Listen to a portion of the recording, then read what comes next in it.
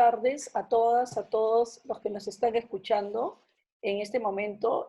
Muchas gracias por presentarse a este webinar, ¿no? Que vamos a ver, se ha titulado La otra pandemia, violencia de género en tiempos del COVID-19. Entonces, en esta ocasión, IDEPU con la maestría en estudios de género se unieron para dar este webinar de manera compartida. Entonces, lo que nos preocupaba, y ya creo que también ustedes han sido testigos a lo largo de estos 2 meses, más de 2 meses de confinamiento, ya se han venido haciendo otros webinars que plantean este mismo tema. Para nosotros, en la maestría y también en IDEPU, estábamos interesados en facilitar este debate, esta discusión, y entonces hemos reunido aquí a especialistas y personas que van a compartir con nosotros desde distintos puntos de vista lo que se está haciendo, ¿no? ¿Por qué? Porque vamos a ver que a la pandemia del COVID-19, ¿no? Lo que ha significado este aislamiento, también se suma la otra pandemia que veníamos sufriendo en todos los países, que era la violencia de género, y que vemos que se ha reproducido, y en algunos casos sí tenemos estadísticas, por ejemplo, cerca de 12 feminicidios, como está el último reporte de Defensoría del Pueblo y también del Ministerio de la Mujer y Poblaciones Vulnerables, pero queríamos discutir sobre otros temas. Entonces aquí no quiero hablar más para facilitar el tiempo a las personas que hemos invitado. Está participando esta tarde, este webinar dura desde las 7:10, ¿no? De las 15 y que de 15:10 hasta las 17:50, con unas palabras de cierre y algunas intervenciones que vamos a recibir del público a través del chat. Entonces, las personas que nos acompañan esta tarde, tenemos la presencia de Daniela Viteri. Daniela Viteri, ella es directora de la Dirección General contra la Violencia de Género del Ministerio de la Mujer y Poblaciones Vulnerables. Ella es abogada por la Universidad Nacional de Trujillo, ha hecho su maestría en estudios de derechos humanos por la PUC, es asesora del Viceministerio de Justicia en el MINJUS y actualmente, como ya he señalado, se está desempeñando en la Dirección General contra la Violencia de Género del Ministerio de la Mujer. A ella lo que le hemos pedido para este webinar es que nos diga cuáles son las acciones que se vienen haciendo desde el Estado para afrontar la violencia en este contexto de emergencia sanitaria. Le hemos dicho que nos dé unos alcances sobre los reportes que se están obteniendo y también cuáles estas acciones están funcionando mejor que otras. Entonces ella nos va a dar el punto de vista no solamente de la vulneración de los derechos hacia las mujeres, sino también hacia la población LGBTIQ por parte del Estado. Entonces, eso es la presentación que hará, en este caso, la doctora Viteri. También como segunda participante va a ser Beatriz Ramírez. Beatriz Ramírez, ella es, como está en su CV y ustedes lo pueden ver, ella es licenciada en Derecho, es una abogada especialista también en género y violencia en los últimos años, es doctoranda en Derecho Constitucional por la PUC, ha estudiado maestría en estudios de género y ha hecho posgrados también en temas de derechos humanos. Ella trabaja en el sector público, trabaja en sociedad civil y actualmente enseña en la Universidad Católica en la maestría de Estudio de Desarrollo, Convención en Género. Entonces, Beatriz también ha venido trabajando mucho tiempo sobre lo que es el feminicidio, ha dado cursos, talleres en distintos ámbitos, públicos y privados. A Beatriz se le ha pedido que ella presente, ¿no? Nos explique sobre todo qué tipo de vulneración de derechos se están produciendo a las mujeres y a las personas LGBTIQ. Queremos que ella nos diga también cuáles son las respuestas que se están dando y la importancia de las medidas que se tienen desde el Estado, medidas con el enfoque de género. Entonces, esta es lo que va a abordar Beatriz en esta presentación. eh, la, nuestra otra invitada es Angélica Mota. Angélica Mota, ella es doctora en salud, ella es licenciada en antropología cultural en la Universidad Católica, ha hecho su maestría en estudios de desarrollo en género, también ella es egresada de la maestría de estudios de género en la Pontificia Universidad Católica, ahora ella es directora de la maestría de desarrollo y género de la Universidad Nacional de Mayor San Marcos, así como también es profesora de la maestría de estudios de género. Angélica tiene varias publicaciones sobre sexualidad, también ha trabajado en los últimos años sobre violencia de género, feminicidio, y tiene publicaciones sobre este tema. Entonces, Angélica, ¿qué se le pidió para este webinar? Angélica, lo que le pedimos fue que nos presente cuál es la situación, ¿no?, de las mujeres y también la situación de la población LGBTIQ en este contexto. ¿Qué es lo que le está pasando? ¿Cuáles son las redes? ¿Cómo se están articulando en la sociedad civil para responder justamente a lo que puede ser esta reproducción de la violencia durante el aislamiento? Entonces la idea es que ella nos comente desde la esfera de la sociedad civil en el caso peruano. Y finalmente, también nuestra idea era no solamente quedarnos en el Perú, sino ver qué estaba pasando en otras realidades. Entonces, en ese sentido, invitamos a Svenka Arensburg. Svenka Arensburg, ella es psicóloga, ella es doctora en psicología social, está trabajando en estudios de criminología, estudió en la Universidad Diego Portales de Chile, pero también hizo su doctorado en la Universidad de Barcelona, en España, donde obtuvo una summa cum laude en psicología social.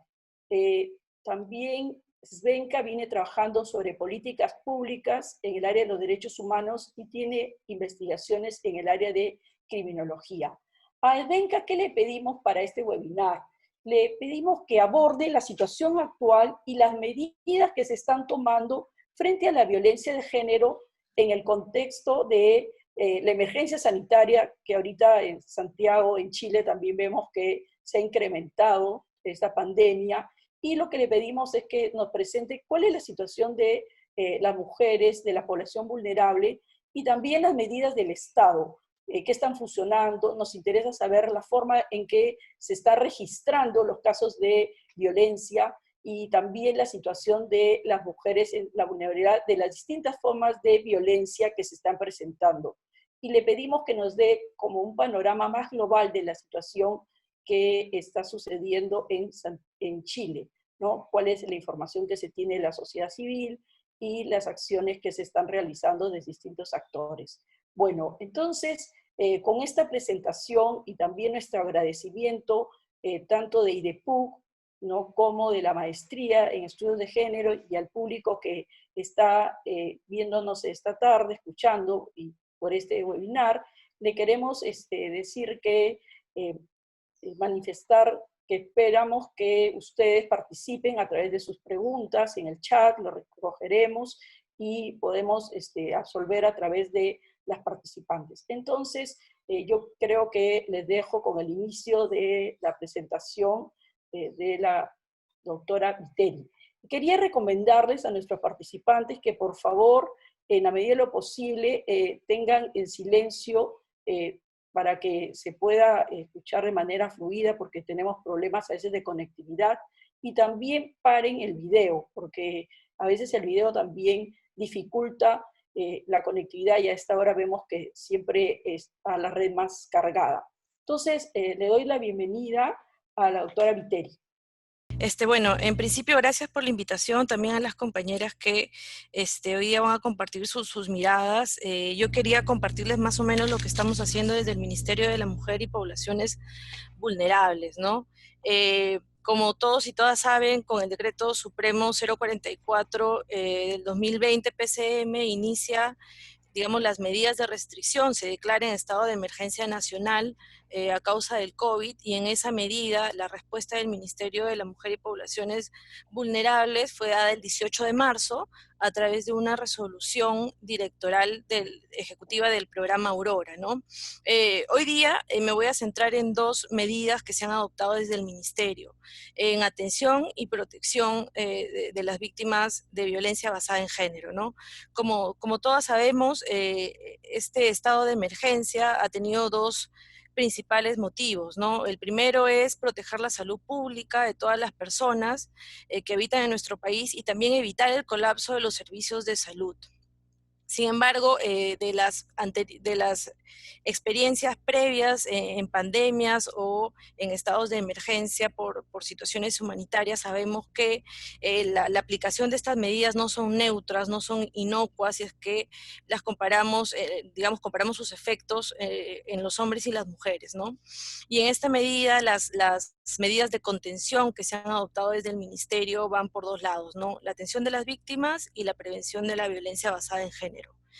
En cuanto a la atención, ha sido particularmente desafiante, digamos, modificar o adecuar los servicios del Ministerio a la situación de la pandemia, porque es una situación que, si bien ya venía siendo, digamos, afectando a otros países, ha sido el crecimiento tan rápido y tan repentino que los servicios no estaban preparados o no estaban pensados, mejor dicho, ¿no? Entonces, en esa medida, el 18 de marzo se emite esta resolución de la Dirección Ejecutiva del Programa Aurora, que ve los servicios de atención a las víctimas de violencia. Y se establecen que son 4 los servicios, digamos, esenciales que no pueden dejar de atender durante esta etapa de emergencia. El primero es la línea 100. Se han incorporado nuevos profesionales, aproximadamente 274, que ahora están atendiendo 24 horas, los 7 días de la semana, las llamadas de las víctimas. Y también, si bien los centros de emergencia mujer no están funcionando como tal, se han convertido o adecuado en equipos itinerantes de urgencia, 264 a nivel nacional, y los servicios de atención urgente siguen funcionando, son 8 los que tenemos a nivel nacional, ¿no? La adecuación de estos equipos itinerantes de urgencia también ha sido particularmente desafiante por dos motivos, ¿no? El primero es que detrás de cada trabajador, trabajadora del programa Aurora, existe una familia y existe también un riesgo de contagio.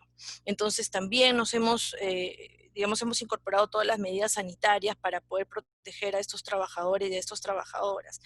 Y también es necesario mencionar que, digamos, los centros de emergencia mujer funcionan en regiones, usualmente en espacios muy pequeños, ya sean prestados por los gobiernos regionales o locales, o dentro de una comisaría, ¿no? Las comisarías son 40 metros cuadrados, son pequeños, son varios profesionales, y el hecho de que estén funcionando dificulta un poco las medidas que el gobierno ha tomado en materia de distanciamiento social, ¿no? La línea y los otros, digamos, servicios esenciales que siguen funcionando son los hogares de refugio temporal. Tenemos 49 a nivel nacional. 3 de ellos dejaron de funcionar antes de la situación de emergencia. Son 46 los que ahora están funcionando, de los cuales 14 son administrados por el Ministerio de la Mujer y Poblaciones Vulnerables. Bien, en cuanto a los servicios que hemos recibido, bueno, en esta diapositiva podemos ver la distribución de los servicios que continúan vigentes del Ministerio de la Mujer y Poblaciones Vulnerables. Estamos cubriendo las 25 regiones a nivel nacional. ¿Cuántos casos se han atendido? Pues bien, a través de la línea 100, más de 40,000 llamadas, solamente en la etapa de emergencia. Esta información está actualizada el 26 de mayo. El 77% de los casos son casos de violencia contra mujeres y el 23% de los casos es reportado como violencia hacia hombres. Y de estas más de 41,200 llamadas, digamos, el 26,4% es cometida contra niños, niñas y adolescentes, el 62,7% contra personas adultas y el 7,9% contra personas adultas mayores. Si es que hacemos una comparación de cómo es que ha aumentado el servicio, digamos, el número de llamadas a la línea 100 podemos verificar que hay un aumento, un incremento de 52% en relación con el 2019, ¿no? Y eso ha implicado precisamente que haya más personas atendiendo y que los horarios de atención se incrementen. Asimismo, se están atendiendo, digamos, lo que había comentado es que ahora ya no están abiertos los CEM, pero hay equipos itinerantes de urgencia, y la palabra itinerante implica que estos servicios, ante una denuncia que se recibe a través de la línea 100 o ante el conocimiento de un caso que se evidencia a través de una comisaría u otro servicio, son los equipos los que acuden o a la comisaría o al domicilio de la víctima. Entonces, en ese sentido, los equipos itinerantes de urgencia y los servicios de atención urgente han atendido 4.773 casos de violencia, de los cuales el 84% son víctimas mujeres, ¿no? El 39% de los casos en total son contra niños, niñas y adolescentes, y hablando de población vulnerable, también el 4% son casos reportados de violencia contra personas adultas mayores. En cuanto a los hogares de refugio, el reporte desde el inicio de la emergencia involucra 109 personas que han ingresado a los hogares de refugio temporal administrados por el Ministerio de la Mujer y Poblaciones Vulnerables. De estas 109 personas, 49 son mujeres y 60 son niños, niñas o adolescentes que acompañan a las mujeres que son refugiadas en nuestros servicios. Bien, además de los servicios que desde el Ministerio se ha garantizado la continuidad, también es nuestra responsabilidad coordinar con otros servicios de atención que no necesariamente están a cargo del Ministerio de la Mujer y Poblaciones Vulnerables. En particular, hemos hecho un énfasis en aquellos servicios que involucran la administración de justicia para aquellas víctimas de violencia. Y en ese sentido se emitió el decreto legislativo 1470. Hay varias particularidades de este decreto legislativo. En principio es un decreto legislativo que antes de emitirlo ha sido consensuado con, digamos, los sectores, las entidades que forman parte o que están involucrados en la implementación, con el Poder Judicial, el Ministerio Público, el Ministerio del Interior, ¿no? Y consensuado, por supuesto, dentro del Poder Ejecutivo. La idea de este decreto legislativo es simplificar las medidas de protección, el otorgamiento de medidas de protección a favor de las víctimas de violencia enmarcadas dentro de la Ley 30364. Y en esa medida se dan reglas muy precisas para que complementariamente la Ley 30364 siga siendo utilizada, pero hayan, digamos, canales específicos en el marco de la emergencia. Recibimos una serie de reportes en donde se establecía que solamente se estaban atendiendo los casos por parte de las diferentes entidades de administración de justicia, de aquellos casos graves o en situación de flagrancia, ¿no? Entonces, en esa medida, el decreto legislativo establece que la atención de los casos de violencia se realiza en su totalidad con prescindencia del nivel de riesgo. Y asimismo se habilita los recursos tecnológicos de los que puedan disponer las entidades de administración de justicia para la emisión de las medidas de protección. Asimismo se eliminan algunos de los pasos que en situaciones de normalidad se encontraban justificados, ¿no? Como la ficha de valoración de riesgo y la realización de audiencias. Y asimismo se trata de trasladar también la justicia itinerante a otras entidades de la Administración de Justicia. Se establece, por ejemplo, que los jueces y juezas deben trasladarse a la comisaría y no son las víctimas las que tienen que trasladarse, ¿no? Finalmente, para garantizar la eficacia de las medidas de protección, se prioriza el patrullaje, el retiro del agresor del hogar y se establece una prohibición de aplicación del mandato de cese, abstención o prohibición de ejercer violencia que ya se ha, digamos, probado que es una medida de protección ineficaz. Somos conscientes que, bueno, es una norma con rango de ley y también como ente rector debemos hacer el seguimiento de su aplicación.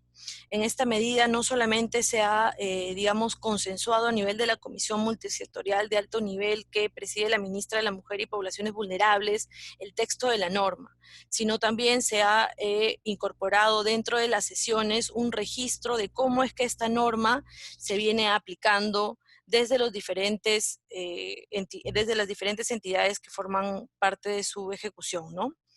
Y en esa medida, el 5 de mayo y mañana también tenemos una sesión de la comisión, se están haciendo los reportes respectivos por parte de cada entidad.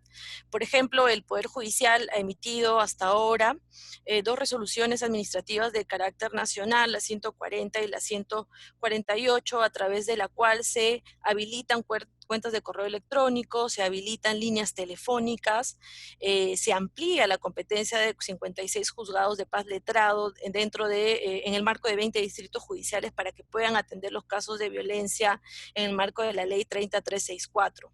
Y tenemos otras resoluciones administrativas de las cuales el Poder Judicial ha dado cuenta, que involucran la habilitación de juzgados de familia, el traslado de jueces a comisarías en distritos judiciales como Arequipa, San Martín, Ancash, y estamos a la espera de que mañana el Poder Judicial pueda señalar o pueda informar en qué otros distritos judiciales se ha venido cumpliendo con la norma.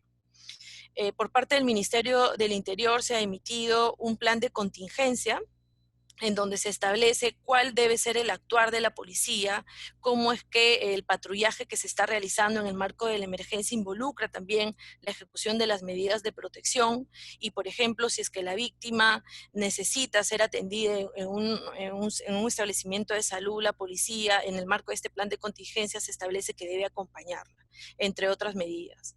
El Ministerio Público también ha informado de la continuidad de los servicios de fiscalía de turnos y posturnos dentro de los distritos fiscales para poder atender los casos y la emisión de protocolos que permiten la utilización de herramientas tecnológicas para recibir la denuncia.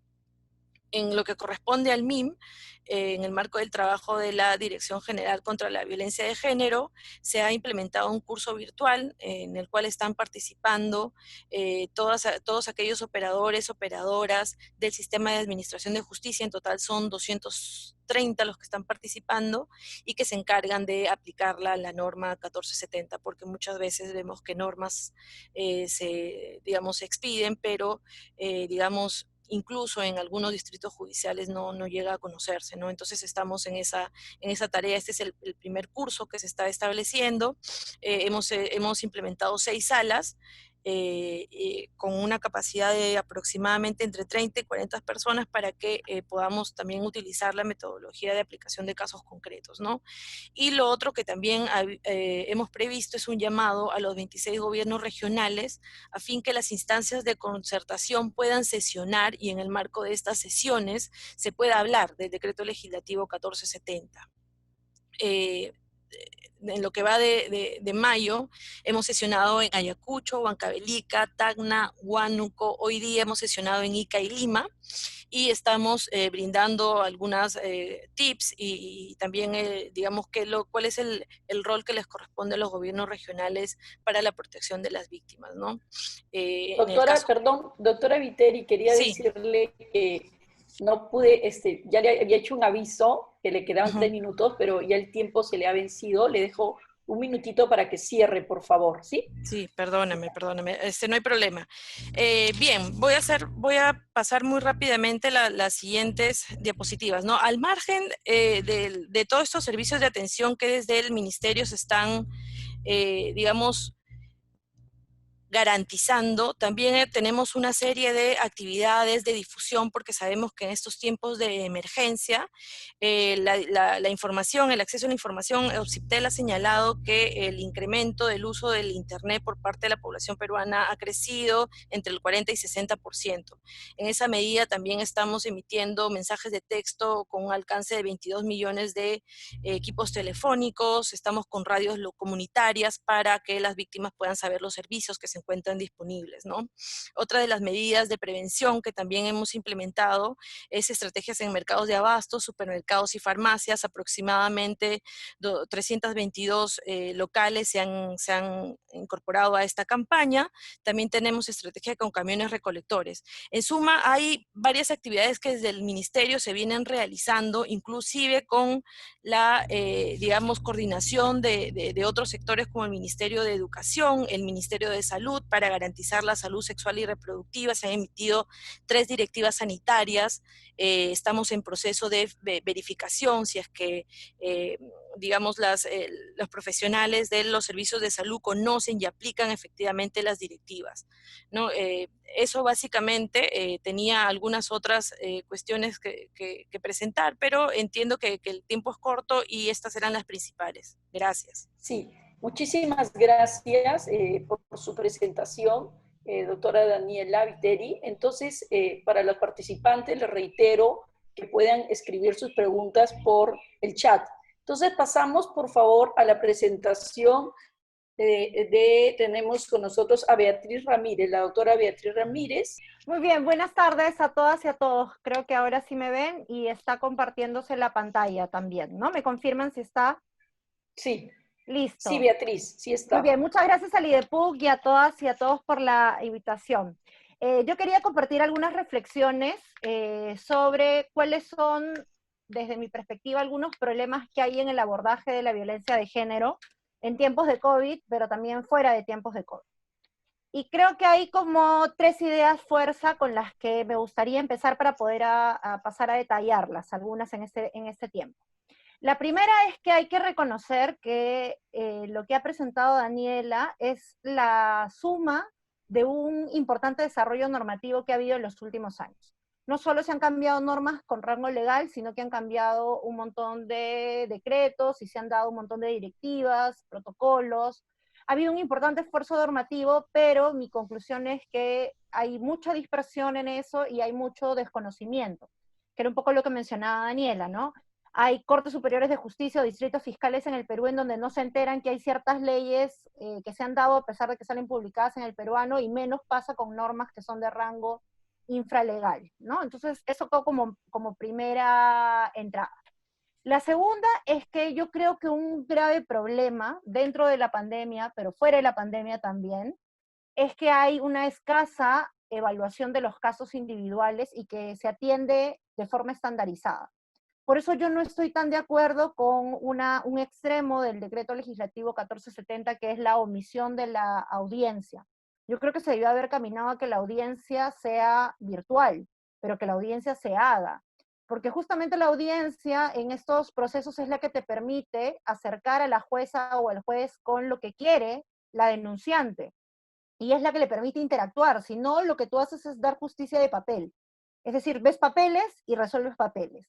Y la solución a eso ha sido que se han ido dando medidas de protección que no lo son, sino medidas estándar, ¿no? Entonces creo que un problema es que no se evalúan los casos individuales, no se particulariza el riesgo, y me parece que eso que ya era un problema en tiempos pre-pandemia, lo es más ahora y lo seguirá siendo, porque, digamos, quiero ir un poco a detallar también cosas que me parece que van a sobrevenir.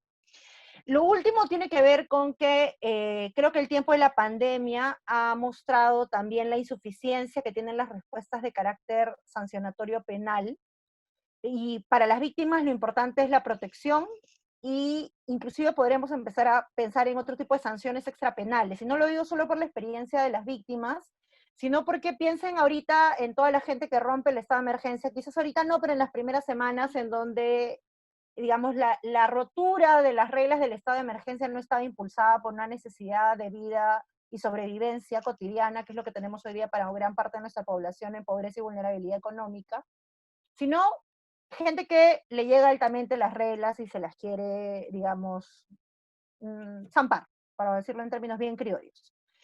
Bueno, la solución no era poder cargarse a todos a la comisaría, eso era imposible. Y de hecho el gobierno implementó esto, que todavía tiene sus límites, que es te impongo una multa y el proceso penal vendrá después. Creo que esa solución normativa que ha dado el Ejecutivo parte del reconocimiento que en un momento de excepción como en el que estamos, pero inclusive fuera de los momentos de excepción, hay una imposibilidad del sistema tradicional penal de atender. Si antes no atendía a tiempo, ahora menos. Entonces creo que hay que pensar en otro tipo de soluciones como las que se han dado para el incumplimiento de las reglas actuales que regulan las restricciones de tránsito de la cuarentena, ¿no?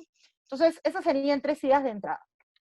Y eso me lleva a mí a postular que en época de pandemia, lo que tenemos es una agudización de los males de siempre. Los males de siempre son los que están empeorando. Y están empeorando no solo por la prevalencia, que era lo que comentaba a Daniela al inicio, sino, en mi impresión, el problema es la menor disponibilidad de atención. O sea, antes teníamos un nudo en el acceso a la justicia y hoy día ese nudo se ha vuelto peor. O sea, el embudo que teníamos antes lo único que ha hecho es achicar su cuellito.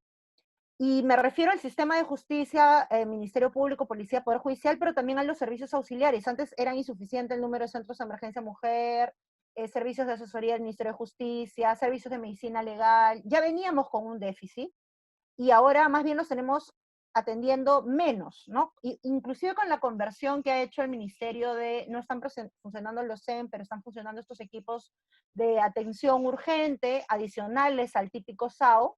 A pesar de eso, lo que nosotros estamos teniendo es que hay menor oferta de servicios, menor acceso a la justicia. Entonces, yo creo que eso es un problema de la cuarentena, pero va a seguir siendo un problema post-cuarentena por las restricciones que vamos a tener.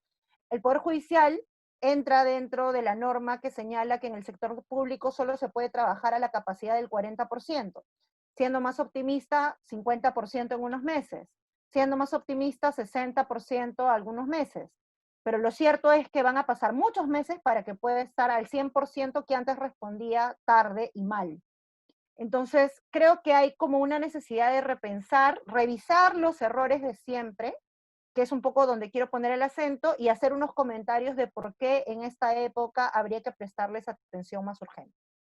Dicho eso, entonces, quisiera ir a presentar lo que, en mi opinión, son nudos críticos en casos de violencia. Y he seleccionado 10, 10 que en general están vigentes siempre, pero voy a hacer algunos comentarios porque creo que son especialmente sensibles el día de hoy. El primero está relacionado a que antes, cuando teníamos los servicios al 100%, no se recibían denuncias. Y, por ejemplo, hay personas que siempre han sido más discriminadas en el acceso a la justicia. Por ejemplo, aquellas mujeres que estaban en relaciones de enamorados, o sea, no eran ni convivientes ni estaban casadas. O aquellas que querían denunciar a sus exparejas. O, por ejemplo, las mujeres lesbianas, a quienes no se les aplicaba en las comisarías el ámbito de protección de la ley. O los casos de hostigamiento sexual en el ámbito educativo y laboral. Usualmente era como arréglalo en institución y se desconocía que el sistema de justicia también tenía algo que decir. O los casos de acoso político, o los casos de violencia obstétrica. En general, todas las manifestaciones que están cubiertas por la ley 3036-4 han tenido siempre problemas de entrada al sistema. Y lo que señalo es que eso se ha agravado en esta etapa. Eso no se ha solucionado, eso se mantiene y está peor. Y el problema me parece que cuando hay menor acceso a servicios, tiene que ver con el tema de los límites que hay. Porque lo que yo considero como segundo punto es que los casos mediáticos no son el problema. A pesar de que ni siquiera todos los casos mediáticos se resuelven bien, mi impresión es que en los casos no mediáticos la capacidad de respuesta es insuficiente. En los servicios del Estado hacen una respuesta preliminar, pero la capacidad de darle seguimiento a eso creo que es algo que siempre ha fallado y no tenemos más bien sino motivos de preocupación para pensar que eso se va a agudizar. Una tercera cosa que considero que es un problema que se ha estado siempre y que es ahora, es que todos los casos de delitos se abordan de una perspectiva eminentemente penal y se olvida la parte de la protección. Y a las víctimas lo que les interesa son las medidas de protección, porque en este contexto en donde las cárceles se han cerrado, los casos que están entrando a prisión preventiva son los menos. De hecho, si alguien ha comprado este semanario Hildebrand en sus 13, pueden ver hace 2 ediciones, salió un caso de violencia sexual horroroso de una mujer con un oficial del Ejército del Perú que conspiraron para abusar sexualmente de las hijas de esta mujer, y ellos están con comparecencia. ¿Y por qué están con comparecencia? Porque los penales están cerrados. Entonces, ni siquiera todos los casos de violación sexual están entrando hoy día a prisión preventiva, a pesar de ser casos graves y ser casos de gran, digamos, peligro procesal, porque el riesgo para las víctimas es alto. Entonces, si tienes un sistema penitenciario que se está restringiendo, lo que necesitas es más bien otro tipo de medidas de protección, porque no todo el mundo va a ir a la cárcel. La prisión preventiva es residual y hoy en día lo es más, porque ni siquiera en los casos de violencia más extremos es que se está haciendo operativo esto. Lo siguiente tiene que ver con el tema de la medida de protección, y ahí voy a lo que se ha comentado. Yo no estoy de acuerdo con la eliminación de las audiencias, lo que creo que habría que haber caminado a la virtualización de las audiencias. Desde el Congreso se hizo una reforma justamente para insistir en la obligación de que sean las audiencias, pero la verdad es que hay que reconocer que el Poder Judicial siempre ha mostrado su preocupación por eso, pero no porque no necesiten el insumo de la información, de cara de las víctimas es lo mejor, sino porque es mucho más trabajo e implica mucha carga procesal y hay que reconocer las limitaciones estructurales que tiene el Poder Judicial. No se trata de un tema de buena voluntad, se trata de un tema de recursos. Y si los servicios que hay habilitados a nivel nacional, inclusive con la jurisdicción especial que se ha abierto desde el año pasado, no están en la capacidad de atenderlo siempre, ahora en tiempos de pandemia peor. La idea 5 tiene que ver con esta falta de individualización. Muchas víctimas lo que quieren es una protección inclusive social. Por ejemplo, que se vea que ellas van a tener dónde vivir y que no las van a votar, que ellas van a tener una pensión de alimentos, que se van a tener bien los bienes si son convivientes y esa discusión jurídica la van a poder tener después. Ese tipo de cosas son parte de la individualización de los casos y se dan justamente en la audiencia. Es un mito pensar que sin audiencia eso va a salir. Si la audiencia ni siquiera es una garantía de eso, un trámite de papeles en donde no haya interacción entre la víctima y el órgano jurisdiccional, me parece que es la resignación total a que esa individualización que se necesita en los casos, de acuerdo al riesgo, no va a pasar. Por eso, ese sería otro extremo en el que yo criticaría el decreto legislativo 1470. Tenemos un déficit de valoración del riesgo y más bien este instrumento, la ley 3036-4, para que funcione en los casos de violencia, tiene que individualizar el riesgo. Tiene que responder al riesgo concreto en el que una persona está. Otra faceta de esto, para ir como cerrando, tiene que ver con los temas de los casos de flagrancia. Los casos de flagrancia son los que vemos en las noticias, los que agarran a la gente en las manos en la masa o apenas han cometido los delitos de feminicidio, violencia sexual. Nuestro sistema nunca los procesa por proceso inmediato, es decir, nunca los procesa al toque, sino que siempre prefiere dilatar estos procesos a un proceso regular porque se entiende que son complejos. Yo creo que eso es parte del problema, y esto sí es algo que el Poder Judicial ha podido ir delineando para que se haga de forma distinta, y creo que es un reto, y creo que en verdad en este tiempo deberíamos apostar más por la flagrancia para no arrastrar casos. Lo otro tiene que ver con la acumulación procesal. Nosotros tenemos un montón de casos de las mismas personas entre sí que tienen 5 o 6 expedientes. Y eso va a seguir pasando en tiempo de pandemia. Mi propuesta es esta. Yo creo que el Poder Judicial, y en general creo que se va a necesitar una iniciativa legislativa para ello, creo que se necesita habilitar una acumulación procesal excepcional, en el que se acumulen todas las causas que tengan las mismas partes, así sean hechos distintos. Porque en el sistema de justicia la violencia no se trata como un continuum de hechos, como una relación, sino que en los casos de violencia de pareja se procesa cada acto de violencia.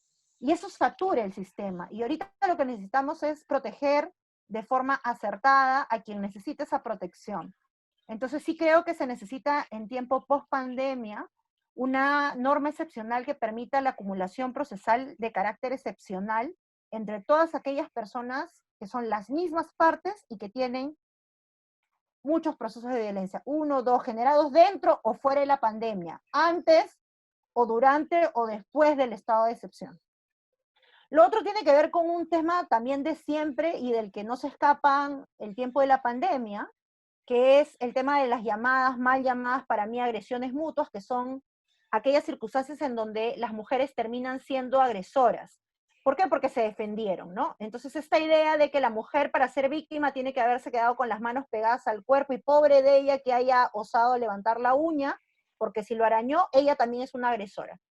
Y eso es un mal entendimiento que viene arrastrándose desde antes y que seguirá vigente hasta el día de hoy. Si justamente no se evalúa el riesgo particular, sino que evalúa solamente la lesión física o la afectación que se haya causado, lo que tú incentivas es ese tipo de respuestas, respuestas automáticas. Y justamente hay que desprogramar al sistema para que no dé respuestas automáticas. Una novena cosa tiene que ver con los estándares probatorios, que son un problema de siempre. Nosotros tenemos un sistema casi de prueba tasada en la práctica, le llamo yo, porque en la práctica no importa más que lo que diga tu certificado médico legal. Eso es lo que importa. No importa el contexto en el que se produjo una violencia, no hay una reflexión mayor acerca de cuál es el contexto de las lesiones. Si tú defendiendo te hiciste una lesión, eres autora del delito de lesiones porque lo que manda es el certificado médico legal. Como si fuera prueba tasada. Si no tienes un desgarro vaginal, no hubo violación.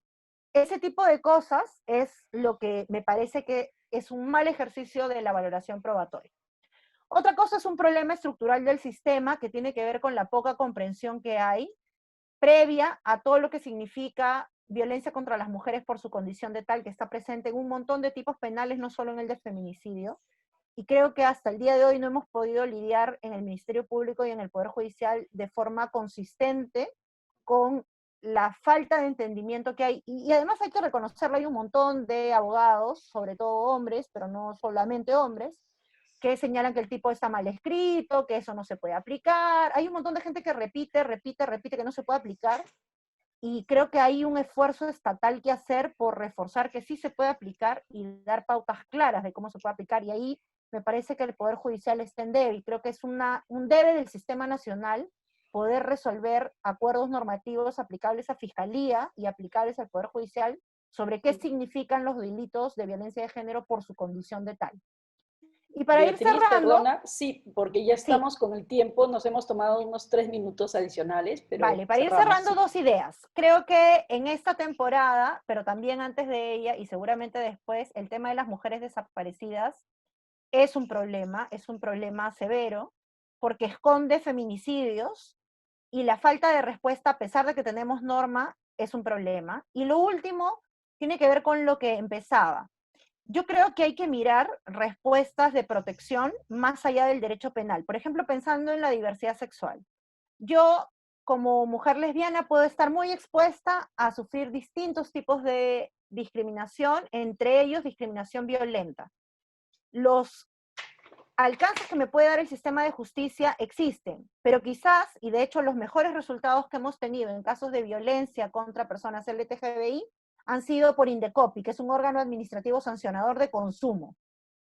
Y el efecto es fuerte porque tienen que pagar una multa y se emite una resolución y queda claro que no puedes violentar a las personas en ciertos espacios como los del consumo. Creo que contra todas las mujeres, pero en general contra las poblaciones de la diversidad sexual también, es necesario reconocer que hay una insuficiencia penal, hay una insuficiencia judicial, una insuficiencia fiscal, y que habría que empezar a caminar hacia otro tipo de sanciones como las que hemos visto ahora. Si incumples las reglas de la cuarentena, te cae una multa y el proceso penal queda en diferido. Ese tipo de medidas extraordinarias son las que me parece tenemos que tomar ante los casos de transfobia que hay en este tiempo y se agudizaron con estas restricciones de salida por sexo o contra cualquier otro tipo de discriminación. Eso sería todo. Muchas gracias por la Bueno, invitación. muchas gracias, Beatriz. Entonces, gracias por tu presentación, al igual que la anterior, de la doctora Viteri. Nos han dado muchas perspectivas diferentes y también las 10 puntos que has puesto para la discusión y el debate. Entonces, ahora pasamos a la presentación de Angélica, que justo Angélica Mota creo que también le habíamos pedido que reflexione sobre estas respuestas que tú has dicho ahora, ¿no? Terminaste tu exposición señalando la respuesta no solo del derecho penal, sino de otras instituciones, comentabas el caso Indecopi, pero a Angélica le pedíamos que vea las respuestas de las poblaciones, no solamente de las mujeres, sino de la población LGBTIQ en esta justamente crisis, ¿no? Y en esta pandemia. ¿Cuál es la respuesta que se está dando? ¿Qué propone ella? Bueno, bienvenida, Angélica. Hola, buenas tardes con todos y todas y todes, y muchas gracias por la invitación, Fanny. bueno, me he tomado la libertad de, además de reflexionar sobre el tema de la violencia de género, como convencionalmente la entendemos, ¿no? Reflexionarla en el marco también amplio de la violencia económica hacia las mujeres en este contexto de pandemia y más allá de él, ¿no? Entonces, bueno, esta ponencia se titula Violencia neoliberal de género, cuidados y pandemia. También voy a incluir al final algunas ideas respecto a la respuesta de la sociedad civil. Bueno, el COVID-19 nos ha colocado en una situación de crisis planetaria en que la interconexión amplia de todo lo vivo, virus, animales, personas, sociedades, se pone de manifiesto como pocas veces en la historia, ¿no?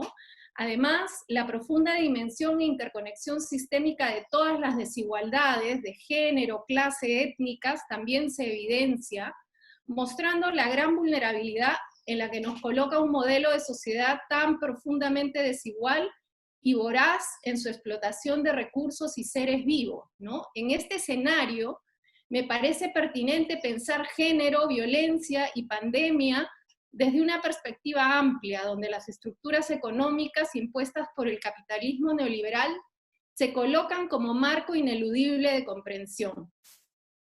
Por la disponibilidad de tiempo, para esta presentación quiero centrarme solo en 4 cuestiones que creo imprescindibles considerar de cara a la nueva normalidad de género que quisiéramos construir. Una primera cuestión es algo que vienen diciendo las ecofeministas hace ya bastante tiempo, ¿no? El sistema económico capitalista, en particular en su etapa neoliberal actual, tiene una relación destructora y de dominación con el planeta que se sustenta en una lógica violenta donde la impronta patriarcal es central, ¿no? Entonces existe una dinámica y fundamento común al capitalismo neoliberal y al patriarcado, ¿no? Un etos rapiñador de cuerpos y de territorios, con abuso de ciclos de regeneración de los recursos naturales, con abuso de otras especies, explotación y precarización de la vida, de enormes contingentes de seres humanos, en particular mujeres, personas LGBT, migrantes, poblaciones indígenas, y etc. Sabemos ya que este coronavirus no es producto del azar, sino de esta lógica de dominio expoliador. La vigencia de un sistema que funciona de esta manera, un momento civilizatorio que Rita Segato llama muy acertadamente como etapa apocalíptica del capital, solo es posible porque hemos venido normalizando enormes grados de violencia y destrucción, porque la crueldad se ha instalado como pauta de conformación subjetiva. La mencionada autora llama la atención de cómo una muy funcional pedagogía de la crueldad se ensaya de forma clave sobre los cuerpos de las mujeres.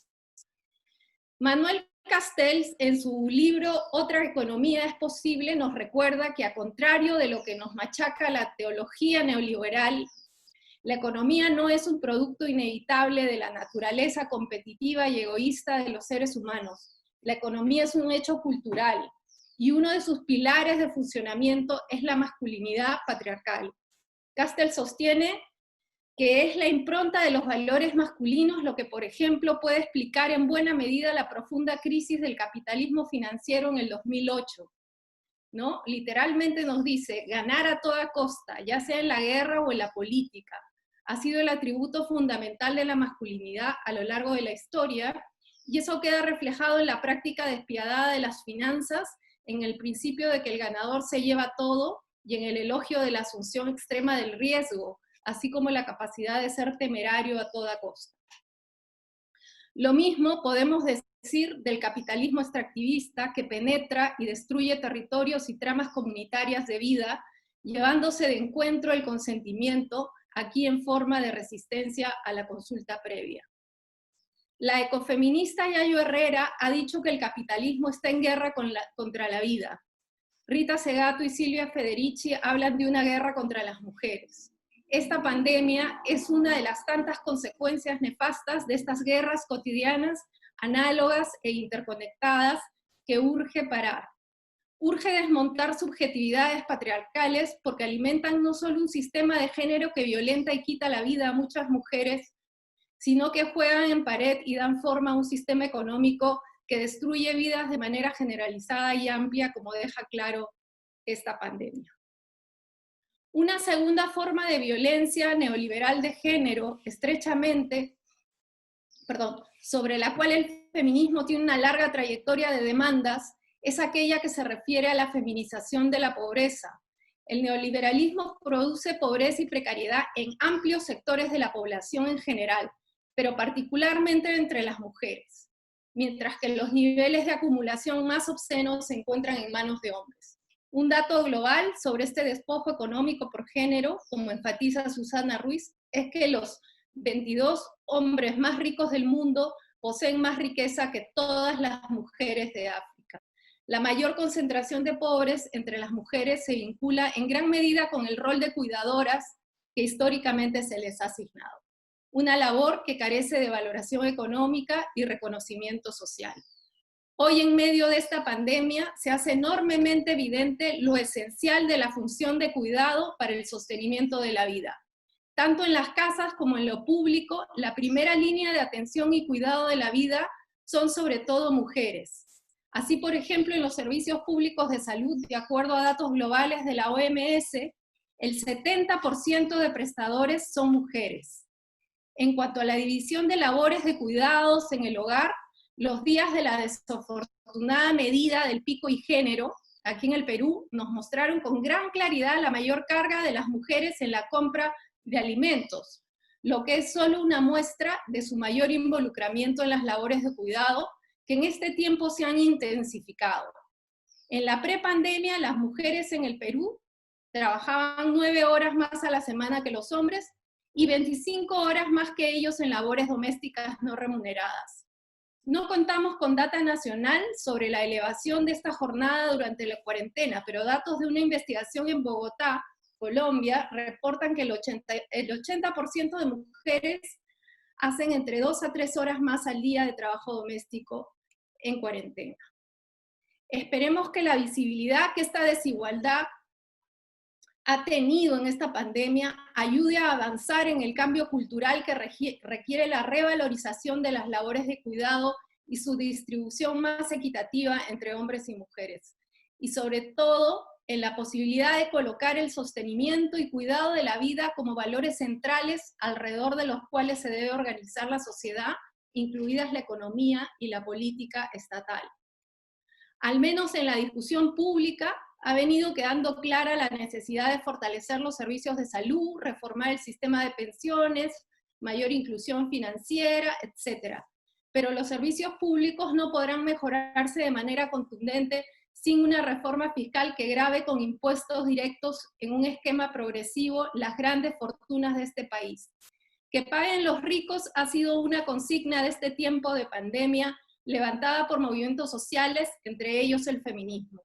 Esto no debería referirse solamente a un pago puntual en medio de la crisis, sino convertirse en un impuesto permanente a las grandes fortunas, como lo proponen las congresistas Rocío Silva Santiesteban, Mirta Vázquez y Luz Caiguaray. Es imprescindible que los mayores privilegiados por un capitalismo patriarcal y de despojo den su parte en una crisis originada precisamente por la lógica voraz y violenta de sus negocios. Desentenderse de esto, como pretenden, es una forma de violencia económica completamente generalizada, ya que la ausencia de recursos en las arcas fiscales para servicios sociales recaen desmedidamente sobre los hombros de las mujeres. Desde ahí podríamos decir que la elusión y la evasión de impuestos, práctica tan común de las corporaciones en el Perú y el mundo, es también una forma de violencia neoliberal de género.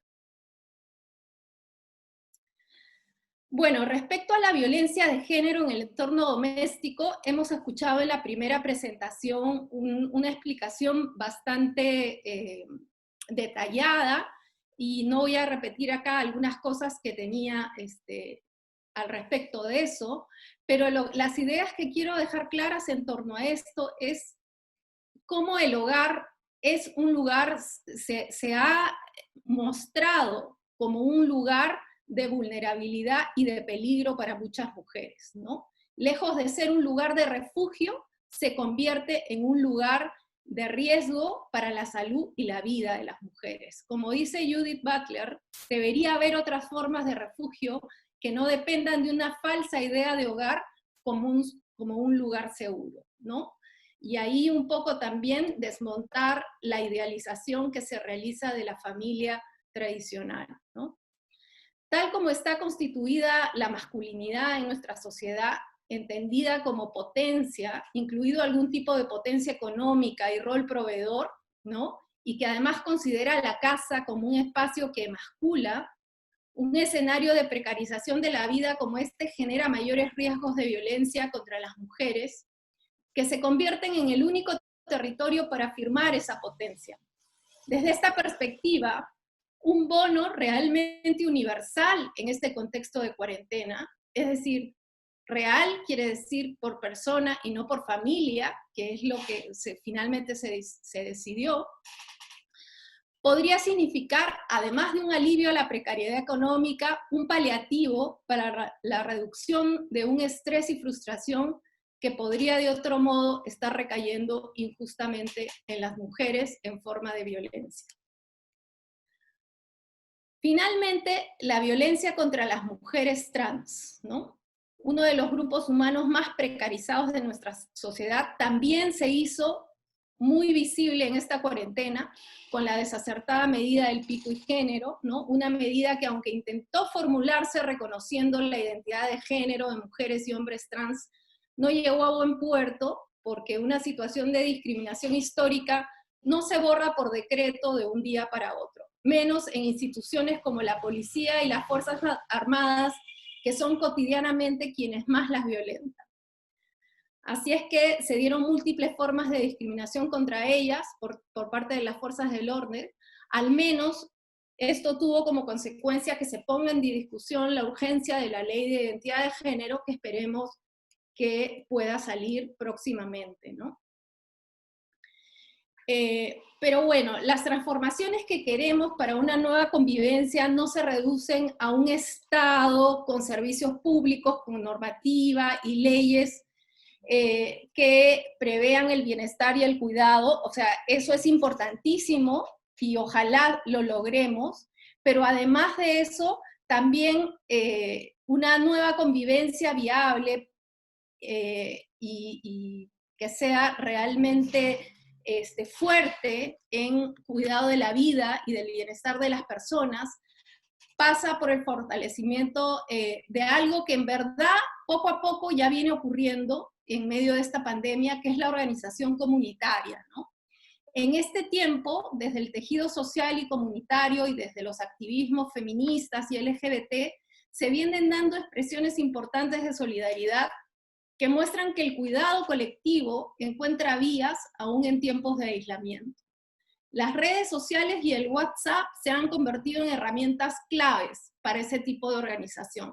A través de ellos se vienen haciendo colectas, ¿no? Las colectas son una vía importante para poder generar fondos y derivar ayuda para poblaciones indígenas, para grupos de mujeres trans, migrantes venezolanos, etcétera, ¿no? Y en este tipo de acciones también encontramos a población LGBT haciendo trabajo comunitario, ¿no? Coordinando entrega de víveres, de comida. Un ejemplo es que en San Juan de Miraflores se ha implementado un comedor, ¿no? Desde un grupo LGBT que forma parte de una casa comunitaria que funciona también con el apoyo de la Universidad Peruana Cayetano Heredia, ¿no? Entonces, se trata de una serie de acciones que están de alguna manera fortaleciendo en este tiempo difícil el tejido comunitario, el tejido social y vecinal, ¿no? Pues a seguir con ello, ojalá que este tipo de acciones puedan integrarse en acciones de cuidado común que formen parte de una política, digamos, local de más largo plazo, ¿no? Por el momento lo dejo ahí, porque creo que ya llegué a mis 10 minutos. Muchas gracias. No, Les dimos 13 a cada una, a pedido tuyo 11 y ya. Bueno, muchas gracias, Angélica, por tus aportes en esta conversación sobre cómo nos afecta la pandemia y la reproducción de la violencia de género que has señalado. Y ahora sí queremos ir hacia el sur, ¿no? Justamente a nuestros vecinos en Chile, que ahora están justamente sufriendo también el incremento de esta pandemia. Entonces, para ello estamos invitando a Svenka Anesburg, ya la presenté, ella es psicóloga social, está trabajando en políticas públicas desde una perspectiva de criminología, y ella nos va a aportar sobre la situación de lo que está pasando en Chile y cómo se está afectando la pandemia del COVID y en la situación de violencia de género y también de la población LGBTIQ. Bienvenida, Svenka. Sí, muchas gracias, Fanny. Muchas gracias por la invitación. También quisiera agradecer a mis compañeras que hablaron previamente. Muy interesante, muy aportador. Gracias a Daniela, Beatriz, Angélica. La verdad es que hay mucha sintonía, lamentablemente, en lo que está pasando también en Chile. Digo lamentablemente porque efectivamente quienes me precedieron hablaron, ¿no?, de los avances, pero también de las serias dificultades que hay para enfrentar la violencia de género, la violencia contra las mujeres en el contexto actual, y las debilidades que hay en las políticas públicas, y en eso lamentablemente que coincide con el diagnóstico que tenemos en Chile. Es importante para nosotros poder situar que hoy día por violencia de género estamos entendiendo, tal como decían nuestras compañeras, un fenómeno que es amplio, que es complejo y que no solo está centrado en la violencia contra las mujeres en la pareja, sino justamente que cada vez se va haciendo más necesario abrirse a la violencia con las mujeres, por supuesto en un sentido lato, respecto de distintas formas de acoso y de abuso, pero también a las formas de discriminación, a la falta de ejercicio de los derechos en los distintos ámbitos, tal como decían, en términos laborales, en el espacio público, pero también en el espacio doméstico, con este uso del tiempo donde las mujeres nos vemos especialmente afectadas, ¿no?, en el cuidado de cada uno de los miembros del hogar y en un contexto de pandemia que se va agudizando respecto de el apoyo escolar a los niños, además de todo lo que significa, ¿no?, la administración de la casa. Estamos muy, muy lejos todavía de la anhelada igualdad en el espacio doméstico. Lo que ha hecho, ¿no?, la pandemia es mostrar que falta mucho para resolver ese tema. Por otro lado, y justamente entonces en ese sentido, es tan importante pensar en que la violencia de género también es un fenómeno que no solo afecta a las mujeres, sino que también nos habla de un fenómeno estructural que afecta a las distintas expresiones de género y a las disidencias LGBTI. Entonces, cada vez más, ¿no?, el fenómeno de violencia de género nos va situando en la necesidad y en la demanda de plantearnos el modo en que estamos incorporando la perspectiva de género y los aportes de los estudios feministas para entender el problema.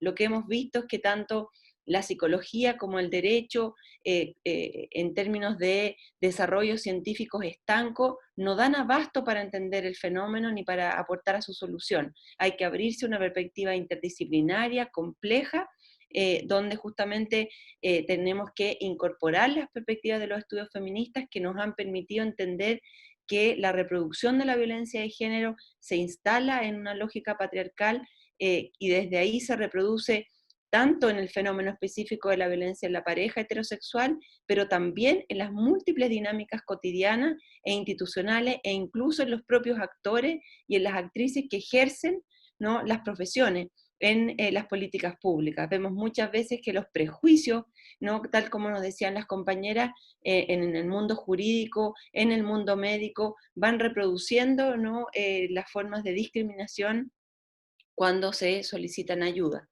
Entonces, bueno, ¿cómo se ve esto o cómo se ha ido planteando en Chile en el contexto de la pandemia? Entonces, quería yo compartir acá. Entonces, justamente, situar un poco en dónde estamos, porque tal como decía Fanny, para Sí, nosotros... Svenka, perdona, abajo está esta copita en donde puedes reproducir mejor toda la presentación del Power, ¿sí? Ahí, Sí, exacto. perfecto. Ya, muy bien, gracias. Sí, voy a hacerlo cuando pase a la fotografía, si me lo permiten. Porque quisiera, digamos, contextualizar con alguna información que nos da justamente la situación de salud en la pandemia. Hoy día en Chile estamos en una situación similar a Perú en términos de la emergencia sanitaria. Hoy día, ¿no?, con los datos de ayer, hay 82.000 casos totales de COVID. Los primeros casos comienzan el 13 de marzo y hace 10 días vemos aumentar el nivel de muertos, 841 llevamos, ¿no? Considerando que Chile tiene 18 millones de habitantes, por lo tanto estamos llegando a los primeros países, digamos, de niveles de fallecimiento. Es un escenario inédito, triste, que justamente nos llena de impotencia y por eso es que se hace tan importante el cruce para enfrentarlo de una perspectiva de salud mental, ¿no? Y que nos han hecho, digamos, esa demanda justamente de cruzar perspectiva de género y salud mental en muchos de los campos. Y no solo en el sentido de la salud mental como una estrategia, ¿no?, específica, sino como una mirada más integral del fenómeno. En ese sentido entendemos que la pandemia removió cimientos de nuestra arquitectura social, dinámicas cotidianas de interacción cara a cara están derrumbadas, congeladas, el distanciamiento físico nos ha llevado a un estado de letargo social. Y eso va impactando en los distintos espacios, tal como lo comentaban las compañeras previamente, ¿no?, lo que está inundando el espacio doméstico hoy día de nuevas demandas. Esto hace que las respuestas de las personas sean diferentes, unos más que otros se ven afectados por el encierro, ¿no? Otros por el hacinamiento, pero también despierta fantasmas, prejuicios, desconfianzas que también agravan la convivencia en este acontecer. La pandemia en ese sentido ha abierto un horizonte de producción sin precedentes para la tecnología, tal como hoy día estamos compartiendo, ¿no? A propósito de la solución de conexión remota, ya sea sincrónica o asincrónica, pero también nos revela desigualdades de conectividad y exige la alfabetización que no todos poseemos. ¿No? Y eso también entonces nos va mostrando que para enfrentar la salud mental con un enfoque de género hemos tenido que asumir que no lo podemos hacer, ¿no?, pensando en la población como una totalidad, sino que hay un trasfondo, ¿no?, de desigualdades que se arrastran previamente y que se agudizan de manera diferencial. Para nosotros hay situaciones, ¿no es cierto?, muy delicadas y extremas respecto de personas migrantes que en este momento, por ejemplo, no tienen documento, no tienen RUT y por lo tanto no han podido acceder, ¿no?, al sistema de salud, no han podido acceder a los beneficios que se están dando y entonces rápidamente hay muchas, como decían, organizaciones sociales, comunitarias, ONG, que están en ayuda para regularizar aquello, ¿no? Pero en ese proceso nos llenamos justamente de actores públicos que, ¿no?, ponen en juego un conjunto de prejuicios tan complejos para poder enfrentar el problema. Frente al miedo entonces de contraer el virus, se contraponen otras necesidades nuevas y que se arrastran previamente. Hay quienes pueden padecer emocionalmente por el encierro, por el aislamiento, por la falta de espacio que lleva a nuevas crisis de convivencia, dentro de las que están la agudización de la violencia de pareja, y muchos en la precarización de la vida, deudas por la fragilidad de los salarios, la falta de dinero para comer y el hambre. Y en ese sentido, ¿no?, entonces yo les quería plantear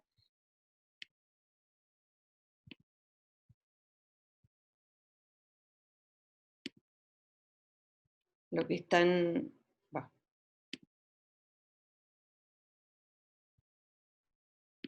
Ahí sí. Ahí sí. ¿Qué es lo que está pasando en las calles hoy día? En Chile estamos con toque de queda a partir de las 22 horas en estado de emergencia, y no obstante igual han habido manifestaciones en las calles, ¿no? Que hay cesantía, que hay hambre, y una de las manifestaciones que fue bastante importante tiene que ver con esto, es un grupo que se llama Delay Light, un laboratorio que desde el estallido que ocurrió en Chile el 18 de octubre, a propósito de la extrema desigualdad, ellos es un movimiento, un grupo que empezó a proyectar en los muros consignas, ¿no? Participando, haciéndose parte de las movilizaciones. Y lo que ocurrió es que proyectó hace 3 semanas atrás en un edificio hambre, y inmediatamente llegó un camión con unos proyectores de luz que borraron, digamos, la sombra que hacía esta proyección, y entonces se multiplicaron después un conjunto de otras proyecciones de otros actores distintos, justamente diciendo no a la censura, hay que hablar, ¿no es cierto?, del hambre, del abandono que están sufriendo en esta extrema desigualdad que hay en Chile, también redoblada a propósito de la pandemia, ¿no?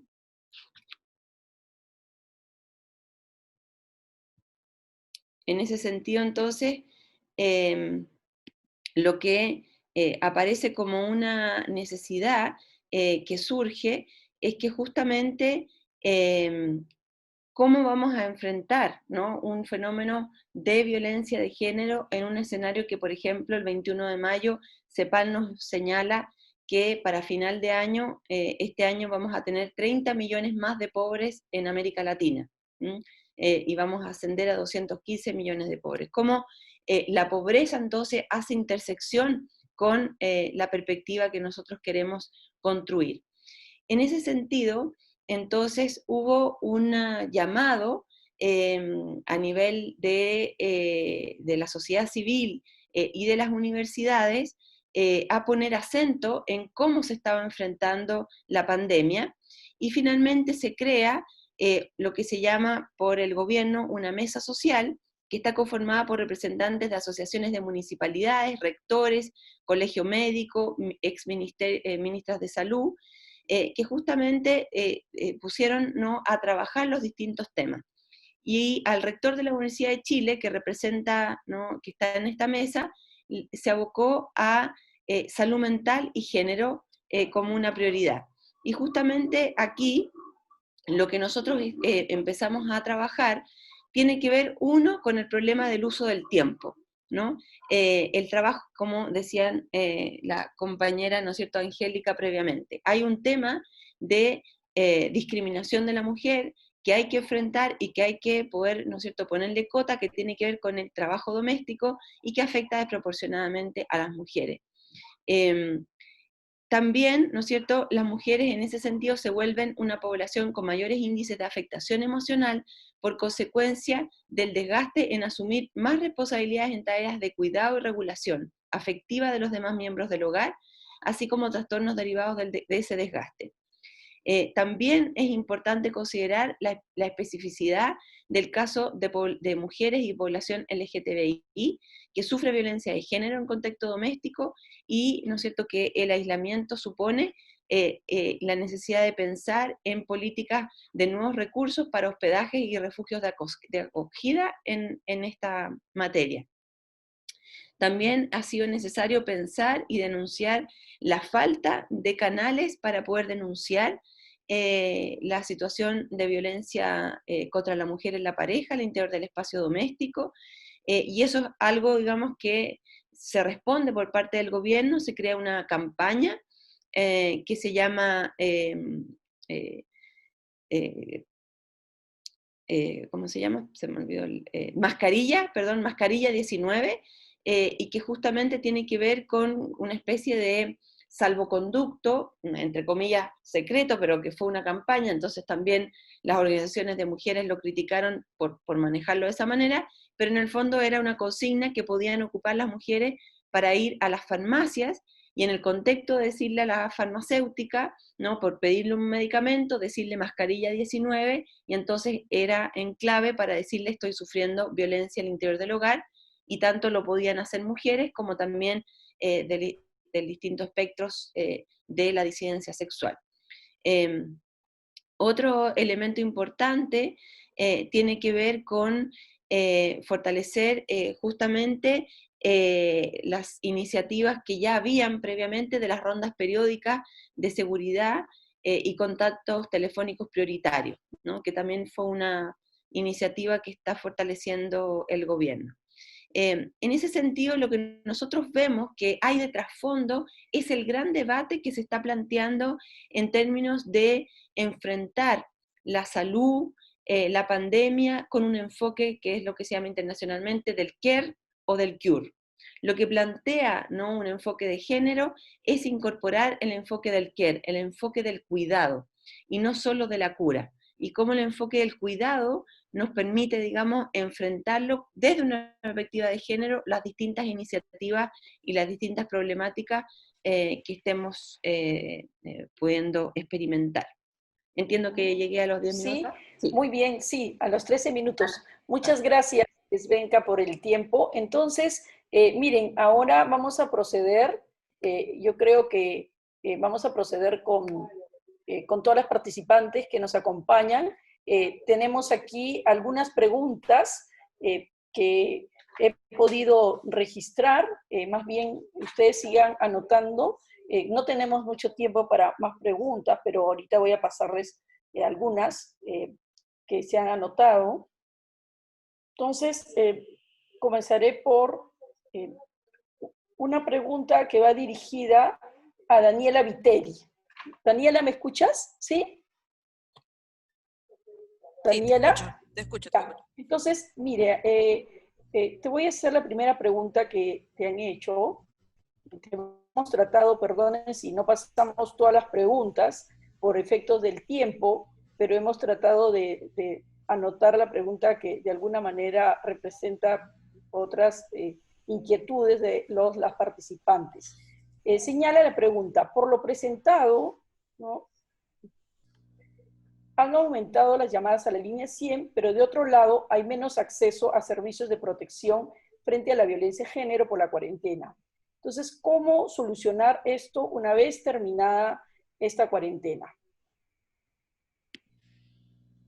Sí, respondo entonces. Sí. Dos cositas muy concretas, no, prometo no demorarme nada. Quisiera primero hacer referencia al tema de las audiencias. Efectivamente, lo que se ha buscado, digamos, la razón de ser del decreto legislativo 1470 es precisamente evitar ese formalismo, ese copia y pega en la dación en el otorgamiento de las medidas de protección, ¿no? Y sobre la base de ese espíritu es que precisamente se eliminó estas medidas de protección que implicaban un pedido al agresor de por favor cesar la violencia, ¿no? Eso se eliminó porque precisamente la inmensa mayoría de medidas de protección estaban orientadas a ese sentido. En segundo término, sí, digamos, la mirada del decreto legislativo 1470 es a una mirada de menos o mínimo formalismo, ¿no? Establecer una audiencia, de hecho la ley 3364 establece que no es necesaria la audiencia, al igual que el decreto legislativo 1470, cuando el riesgo es grave. Entonces, para el ministerio, todos los casos de violencia en época de cuarentena son graves. Y por eso es que la presidencia de la audiencia era necesaria. Eso no significa que no haya inmediatez. De hecho, el artículo 4.3 del decreto legislativo establece que debe haber una comunicación inmediata entre la víctima y el juez o jueza, y que también en el análisis del riesgo que debe ser realizado por el juez o jueza, se debe de adoptar la mejor medida de protección que vaya de acuerdo a las necesidades de la víctima, ¿no? Eso en relación a las audiencias y la necesidad, digamos, de prescindir de ellas siempre y cuando el juez o jueza así lo considere. En relación a qué es lo que debemos hacer para evitar los casos de violencia, ¿no? Desde el Ministerio lo que estamos haciendo es lo siguiente. Efectivamente, hay un aumento en el número de llamadas a través de la línea 100 y, sin embargo, hay una disminución en relación a los casos reportados o denuncias. Esto no significa, solo me demoro un minutito, esto no significa que la violencia haya disminuido de ninguna manera. Lo que pasa es que las víctimas se encuentran en una situación que conviven con el agresor, no tienen, digamos, un de privacidad para poder denunciar, porque están 24/7 con el agresor en un confinamiento. Entonces, lo que estamos haciendo es precisamente publicitar, comunicarnos con la población para que sepan que hay servicios que están atendiendo. Evidentemente, los servicios ni del Ministerio de la Mujer ni de las entidades de administración de justicia son perfectos, ¿no? Entonces, sí debe haber un reforzamiento y un reforzamiento decidido de los procesos que se siguen dentro de cada institución. Sí. Daniela, te hago la otra pregunta porque tienes todavía 2 minutos para que la respondas.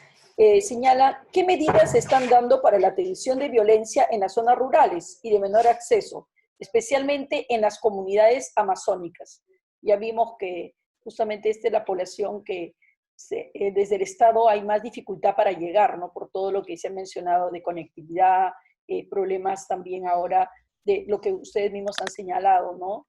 Las personas que también trabajan en los CENS tienen que protegerse y cuidarse, etc. Entonces, eso tienes 2 minutos, ¿sí? Ya uno, perdón, con lo que yo empleé, sí. No te preocupes. Sí, efectivamente, la forma en la que estamos llegando o intentando llegar a más personas de zonas alejadas es a través de la comunicación, ¿no? Estamos con una alianza de una asociación de radio comunitarias, estamos con 70 radios comunitarias que están ayudándonos, bueno, de forma gratuita al ministerio para hacer este énfasis en que hay servicios que todavía siguen vigentes, que están trabajando. No es que se haya recortado el número de personas que están trabajando. Lo que pasa es que ese, digamos, 40% de capacidad es presencial. Las personas están trabajando de forma remota, están utilizando teléfonos, están utilizando chat. Y en esa medida, para las zonas alejadas, lo que se está haciendo es a través de la línea 100 o el chat 100 recibir las denuncias, con la ampliación de, digamos, el horario de servicios, y a través de los equipos itinerantes de urgencia visitar a las víctimas, ¿no? Hemos tenido varios casos en donde incluso han tenido que utilizar, digamos, bicicleta y otros medios de transporte para poder llegar a los hogares de las víctimas y poder prestarles el servicio de asistencia legal, psicológica y social. Muchas gracias, Daniela. Ahora vamos a pasar las preguntas que hemos tomado, algunas que le han hecho a Beatriz. Beatriz, las preguntas te voy a hacer las 2 preguntas para que tomes bien el tiempo, son 5 minutos para responder las preguntas. Te señalan, una vez terminada la pandemia, ¿considera que es necesario que las medidas y políticas para la reactivación económica tengan un enfoque de género y consideren acciones afirmativas en favor de mujeres y población LGBTIQ? ¿Qué nos señalas? ¿Beatriz? ¿Ahorita respondo? No. Sí, ahora mejor, Ya. para que... Sí, yo creo que sí, de hecho, en otros webinars lo he sostenido, yo creo que hay que hacer medidas de impacto diferenciado. Pero yo he leído varias preguntas que hay en el chat y he anotado como varias ideas que me gustaría como soltar rápido en este tiempo que hay. Sí. Una cosa tiene que ver con el tema de la audiencia, en una sana discrepancia con Daniela, con quien somos amigas además, pero estamos ahora en roles distintos. Yo creo que ahí hay un mal entendimiento de lo que dice la norma y lo que se puede hacer en este tiempo. Me explico. Según la norma, tú puedes omitir la audiencia cuando el caso es grave y pasa de frente a etapa penal. Es decir, cuando un juzgado penal o una fiscalía penal primero y un juzgado penal es el primero en conocer el caso. Entonces, en ese sentido no tiene, digamos, sentido, valga la redundancia, que tú tengas la audiencia de medida de protección en paralelo, porque si no estarías teniéndolo en paralelo y la idea es que el sistema llegue primero. Yo creo que hay que fortalecer la inmediación y por eso creo que había que caminar hacia la virtualidad. En el chat alguien ponía el ejemplo de otro país y de hecho yo creo que hubiera sido mejor, por ejemplo, que para víctimas que no tienen conexión a internet, lo que hubiera pasado es que en las comisarías se desarrollen las audiencias, porque hay que tratar de descentralizar los servicios, o sea, la virtualidad hay que llegarla. La comisaría tiene, por ejemplo, la Policía Nacional del Perú le paga línea de internet RPC a sus efectivos. Entonces, virtualizar lo máximo es algo que no solo debería quedarnos en este tiempo, sino post pandemia. Porque un montón de mujeres no tendrían por qué gastar los 2 soles, uno de ida y uno de venida, para poder ir a un juzgado y acudir a una audiencia. Que por cierto hay que reconocer que no se hacen, digamos, hay cortes superiores del país en las que sí, y cortes superiores en las que no. Y yo quiero remarcar en eso, justo por lo que ha señalado Daniela, en nuestro sistema, por la gran carga procesal, se hace corta-pega. Eso no se puede negar. El corte y pega antes era de esta medida que se ha prohibido usar, la de cese de la violencia, pero puede ser de cualquier otra. O sea, el corte y pega es control C, control V. O sea, es una herramienta digital con la que tú puedes plagiar y la que puedes poner medidas de protección en plantilla. Y quienes acompañamos casos sabemos que eso es lo que pasa, no por mala voluntad, sino porque hay una carga procesal con la que es imposible lidiar. Entonces, justamente para balanzar la forma en que se tienen los casos, yo creo que hay que apostar por la virtualidad. Y creo que tanto Zoom, tanto Google Meet, nos ha enseñado a todos que hay un montón de cosas que se pueden hacer en WhatsApp Call. Y de hecho el Poder Judicial ha innovado haciendo un montón de audiencias por WhatsApp Call. Lo ha hecho en alimentos, lo ha hecho en violencia. Entonces creo que hay que caminar hacia eso. Lo segundo es el tema de la acumulación, que veo que me han preguntado un montón en el chat y también en el Facebook. Me explico. Hoy día las víctimas en relaciones de pareja, no si el agresor es un tercero y no lo vuelves a ver, pero si es una relación de pareja, tú puedes tener un proceso de protección, que es la primera parte apenas te agrede. Luego ese proceso de protección va a pasar a una etapa penal de investigación para sancionarlo. Y además, si él incumple las medidas de protección, tienes un proceso penal por incumplimiento de las medidas de protección. Con lo cual, por un solo hecho, tú podrías tener en la práctica 3 procesos. El de protección, el penal de sanción, más si hay un incumplimiento, un penal adicional por el incumplimiento de la medida de protección. Y eso es por cada hecho. Y contemos que en las relaciones de violencia no se trata de un hecho, sino se trata de una cadena de hechos. Entonces, si tú, por ejemplo, buscas Beatriz Ramírez Guaroto y Pepito Pérez, de repente encuentras que Beatriz Ramírez Guaroto y Pepito Pérez Márquez, mi novio hipotético, tenemos 40 procesos en el Poder Judicial. Unos de protección, unos penales, uno porque me agredió en el 2016, otro que todavía sí, otro porque me agredió el mes pasado, otro porque me agredió en el 2019. Y eso lo que hace es saturar el sistema e invita a las operadoras y operadores del sistema a ver hechos y no relación, no contexto de violencia, no continuo de violencia, cuando el problema no es el acto de la violencia, sino el contexto de la relación. Y eso es muy importante en las relaciones de pareja. Por eso es que yo planteo que se necesita una norma diferente de acumulación, porque lo que podríamos lograr en esta etapa post-pandemia es que de Beatriz Ramírez Guaroto y el señor que ya me olvidé su nombre, que se apellida Márquez, ¿no? Como nosotros tenemos una relación, se le habilite al sistema de justicia a buscar todos los expedientes que tenemos de todos los años de nuestra vida que tengamos abiertos y se haga una única audiencia para determinar mi riesgo actual, el riesgo que tengo yo, Beatriz Ramírez, ahorita, y las necesidades actuales que tengo yo ahorita, no las que tuve en su momento, las que tengo yo ahorita, para que el sistema se adapte a eso y que los sucesivos casos de violencia que vengan se acumulen a ese expediente. Creo que hay una necesidad de comprimir para reducir casos y poder atender a la víctima en su individualidad. Y cierro con el tema, con 2 perritas chiquitas. Me pusieron ahí el caso de Yanet Malki, que fue asesinada por feminicidio en un hostal por este luchador Paolo Barbosa. Por ejemplo, este pata está ahorita con detención preliminar. Él ha cometido feminicidio y en la reforma penitenciaria que se ha habilitado hoy día al gobierno a dar, al Ejecutivo a dar, se supone que los feminicidas no van a salir. Entonces, este señor, por lógica, debería entrar a prisión preventiva. Se supone que los violadores no van a salir. Pero, por ejemplo, yo les contaba un caso de violación sexual que no está en prisión preventiva, está con comparecencia. Entonces, sí hay una necesidad de mirar el sistema penitenciario con enfoque de género, porque así como no queremos que salgan los agresores de delitos violentos, también queremos que los de hoy día entren, ¿no? O sea, los que hoy día cometen los delitos violentos, entren. y el problema está haciendo que los que están ahorita o deberían entrar a prisión preventiva no están entrando con el tema de que solo entran los casos más graves, y si no te matan, como que no es grave. Si te viola, como que, no, y como si casi te mató, tampoco es tan grave, ¿no? Y el último comentario, un comentario que ponía un colega de Cajamarca, el tema de que falta capacitación. Yo creo ahí que el ministerio ha hecho unos esfuerzos bien importantes, Daniela lo ha comentado también, por capacitar. Pero creo que lo que nos ha enseñado el COVID es que el comportamiento humano no solo es conocimiento, o sea, no es solo saber. Tú necesitas cambiar actitud para después ver cambios en la conducta. Es decir, es un trío, es conocimiento, actitud, más conducta. Lo que haces tú con los cursos de capacitación es dar conocimiento, pero cambiar actitudes y cambiar conductas, que son las otras dos dimensiones del comportamiento humano, eso no se logra. Hoy día la gente sabe que tienes que usar la mascarilla. Mucha gente le llega o la usa mal.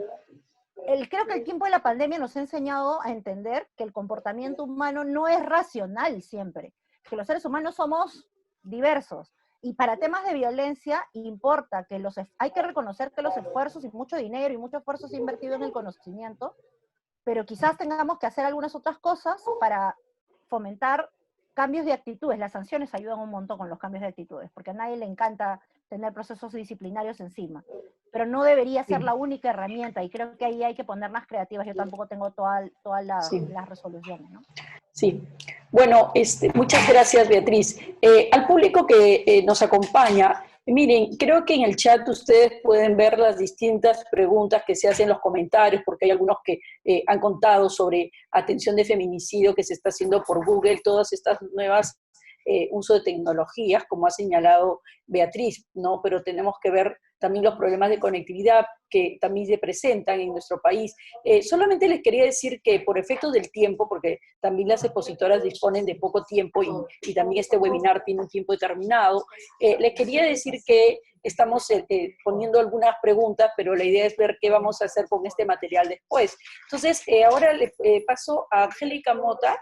Angélica, yo anoté unas preguntas, pero quizás aquí también hay una en el chat que no está abierta, no está dirigida, pero que quizás podrías tú responderla, sobre que nos dice cómo deben actuar o cuál debe ser el rol de las instituciones educativas, no solo de básica regular, sino de primaria, en relación a estas situaciones de violencia, ¿no? Y también una pregunta que hicieron sobre lo que tú señalaste en tu exposición, referida a quiero retomarla, donde hablabas de que una vez que termina la pandemia, es necesario considerar las medidas y políticas de las que tienen que ver con el hogar, en términos de que el hogar, ya se sabe, en todos los estudios de violencia sale que el hogar justamente no es el lugar de cuidado que pensamos, sino que ahí es donde se cometen muchas de las violaciones, ¿no?, a las niñas, a las adolescentes. Y entonces la pregunta era, ¿cuáles son estas otras formas de refugio adecuados que debe garantizar el Estado para ti, no solo a las mujeres, sino a la población LGBTIQ? Entonces, esas son dos de las preguntas, por no decirte varias, que se quedan, creo que muchos, a raíz de la presentación que has hecho, ¿no? También sugerente en el tema de la economía femenina, ¿no? Sí. Sí, gracias por las preguntas. Estaba también yo leyendo el chat, y además de lo que señala Fanny, también por ahí vi una pregunta dirigida a mí que decía cómo terminar con la desigualdad, ¿no? ¿Qué tal pregunta? Es difícil responderla, pero yo quiero vincularla con la pregunta sobre el rol de la educación, porque creo que sí es un espacio donde efectivamente se puede hacer mucho para el cambio en términos de desigualdades de género, comenzando con las personas desde sus primeros estadios de desarrollo, ¿no? Entonces, como todos hemos sido testigos a lo largo de los últimos años, hemos tenido muy fuertes disputas en el campo educativo en torno a la aplicación del enfoque de género, ¿no? En el currículo y en los contenidos educativos. Entonces, yo creo que precisamente situaciones como esta pandemia, que nos colocan de manera tan visible todo tipo de desigualdades en realidad, pero la de género también, ¿no? Yo diría que este pico y género, estos días de pico y género que tuvimos funcionaron casi como un laboratorio, ¿no? Que nos permitió ver de manera tan clara esta mayor carga que tienen las mujeres de responsabilidad, por ejemplo, en el tema de las compras, ¿no? También la discriminación a las mujeres trans, a las personas trans en general. Y entonces, ¿qué se puede hacer desde el ámbito educativo? Creo que es un ámbito fundamental donde necesitamos que se implemente el enfoque de género y la educación sexual integral, porque se trata de políticas públicas que precisamente van a ayudar a desmontar todos esos prejuicios, esos estereotipos que hacen que, por ejemplo, sea tan difícil, ¿no?, que haya un reparto equitativo de las labores de cuidado dentro de la casa, ¿no? Si es que los niños y las niñas, desde los primeros años de la escuela, reciben mensajes que normalizan esa equidad, ¿no? En la vida cotidiana, en situaciones de emergencia y en situaciones que no son de emergencia, va a ser mucho más posible, ¿no?, que alcancemos mayores grados de igualdad. Y en ese sentido es tan importante preservar y fortalecer el enfoque de género en la escuela, ¿no? Entonces, y ahí creo que eso es bien importante decirlo, precisamente porque se ha cuestionado mucho en los últimos años, ¿no? Ahora nos queda clarísimo, pues, que estos discursos antiderechos, ¿no?, que se oponen al enfoque de género, no son un camino adecuado y no nos llevan a un buen puerto como sociedad. En cuanto a las formas de refugio, ¿no? Sí, es un tema, digamos, que es un desafío a ser pensado, porque somos una sociedad donde la institución de la familia heteronormativa está muy naturalizada como el lugar donde todo funciona bien, donde hay armonía, ¿no? Cuando en verdad las cifras nos enseñan que esto no es así, ¿no? ¿Cuáles son las alternativas? Creo yo que existen ya, ¿no? Porque es no podemos hacer futurología, ¿no? Yo no sé qué formas de organización social pueden venir después, pero lo que sí puedo ver es algunos ejemplos de cosas que están ocurriendo. En la población LGBT, por ejemplo, las mujeres trans, ¿no?, son uno de los grupos más vulnerables, ¿no? Se ejerce violencia contra ellas desde muy temprano, entonces son expulsadas generalmente de sus familias a temprana edad. Muchas de ellas en el ámbito urbano se dedican al trabajo sexual, ¿no? Y como forma de vida, digamos, de los hogares que conforman, suelen, muchas de ellas, por ejemplo, vivir en casas de manera conjunta. Hay una casa en el centro de Lima donde viven muchas mujeres trans juntas, compartiendo su vida cotidiana y forman ahí relaciones de apoyo, de ayuda mutua también. Y en este contexto de pandemia, por ejemplo, entiendo que en esta casa en el centro de Lima, donde viven muchas mujeres trans que no están pudiendo salir a trabajar, además están pasando mucha precariedad, y entonces se ha organizado colectas, ¿no?, por ejemplo, para que personas puedan apoyarlas con un soporte económico, ¿no?, y ellas se organizan para cocinar de manera conjunta, ¿no? Entonces, por ejemplo, eso es un ejemplo de una manera de refugio distinto, ¿no? Entonces, y ese tipo de espacios de refugio distinto también tienen que ser contemplados por la política pública y pensar si hay población que se organiza de una manera diferente a la familia heteronormativa y con necesidades específicas, ¿no? La política pública, las normativas de urgencia, etcétera, tienen que atender ese tipo de organizaciones, vamos a decir, familiares alternativas, también con medidas adecuadas, ¿no? Creo que ya me pasé los 5 minutos. Sí, Sí, lo que pasa es que me es difícil cortarles ya las ideas cuando ya estamos en la parte de las preguntas y se quedan tantas preguntas en el tintero, pero que no se preocupen, las estamos recogiendo. Hay un equipo detrás, no solo estoy yo, está Patricia Barrantes, quien ha apoyado todo este evento, y también la directora de IDEPUC, y también nos apoyan otras personas. Entonces, le voy a dar la palabra a Svenka. Svenka, también tienes unas preguntas que se te han hecho, de varias que no sé si tú por ahí también has captado alguna en el chat que yo no he podido leer, te señalan que en medio de estos vacíos gubernamentales para proteger a mujeres y a la diversidad sexual, ¿qué esfuerzos se vienen llevando a cabo desde sociedad civil para estos grupos, en especial los que están en situación de vulnerabilidad? Y yo te quiero hacer una pregunta, Svenka, que el caso de Chile, ¿no? Porque comenzamos y nos comparábamos con Chile al inicio de la pandemia y decían, no, Chile tiene un buen sistema de salud, redes, y resulta que ahora el pronóstico de Chile, como ya dijiste, es muy crítico, ¿no? Pero mi pregunta iba a cómo ha tocado esta pandemia en relación de que Chile ya venía con un problema estructural, incluso se iba a hacer el referéndum, todo, y el tema de reivindicación de género, las marchas, las protestas, estuvieron ahí, y cómo llega a este momento con esta situación, o sea, esta doble reproducción que tú habías señalado al inicio, pero quiero que nos cuentes, ¿no? Porque veo que en el ejemplo que pusiste, en las paredes todavía se hacen estas manifestaciones, ¿no? Del espacio público, aun cuando hay este confinamiento. Entonces, quiero que nos cuentes. Bueno, muchas gracias. Bueno, respecto del trabajo que se está haciendo de la sociedad civil, la verdad es que es bien importante porque últimamente, desde hace un par de años ya,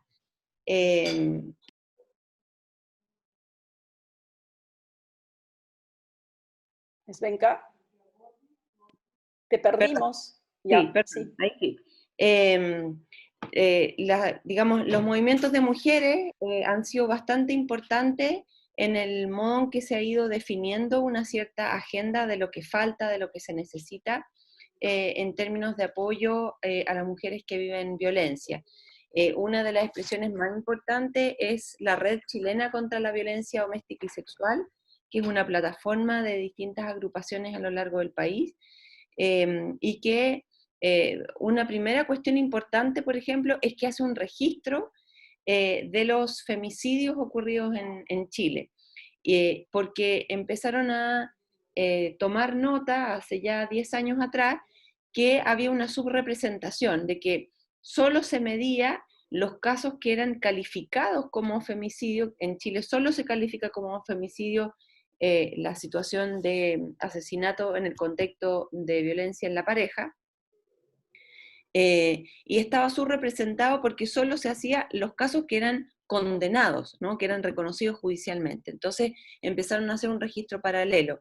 Hoy día ya en el año 2020 llevamos 17 femicidios. Entonces hay ahí, por ejemplo, un trabajo muy importante para ir contraponiendo a una política de Estado que se ha dejado estar, diría yo, en muchas cosas. Por ejemplo, a propósito de la presión de organizaciones sociales, ya hace 20 años atrás se crean los centros de atención a mujer que vive en violencia, y en los últimos 6 años hemos visto cómo se ha ido precarizando el pago a los profesionales, su situación laboral, que están a honorario, es decir, no con un contrato, por lo tanto los pueden despedir de un mes a otro. Entonces se ha ido fragilizando, ¿no?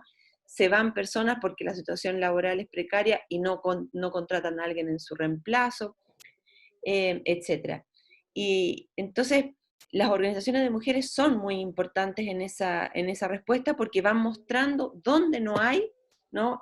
Política pública y dónde no se requiere. Y la respuesta ha sido bien interesante porque se ha creado una mesa de género que se llama Mesa de Género COVID en el Senado, con participación de organizaciones sociales, justamente para ir mostrando y detectando dónde están las falencias. Y la fundamental es lo que yo decía muy rápidamente al principio, que tienen que ver con mujeres migrantes que están en una situación de precariedad máxima, y por supuesto en toda la lógica de situaciones de mayor pobreza, donde se una, ¿no es cierto?, hacinamiento, precariedad laboral, por lo tanto hambre, ¿no? Y también las organizaciones han hecho un trabajo interesante en ollas comunes, que también está apareciendo mucho en distintos territorios.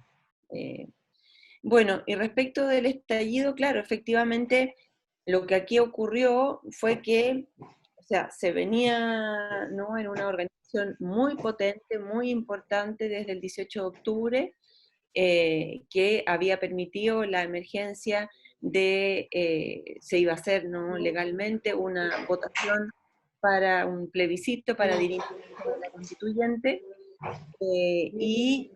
a propósito digamos, la pandemia, se retrasa esa votación, era el 20 de marzo, se retrasó para octubre, y luego, prontamente, a finales de marzo, se decreta estado de emergencia.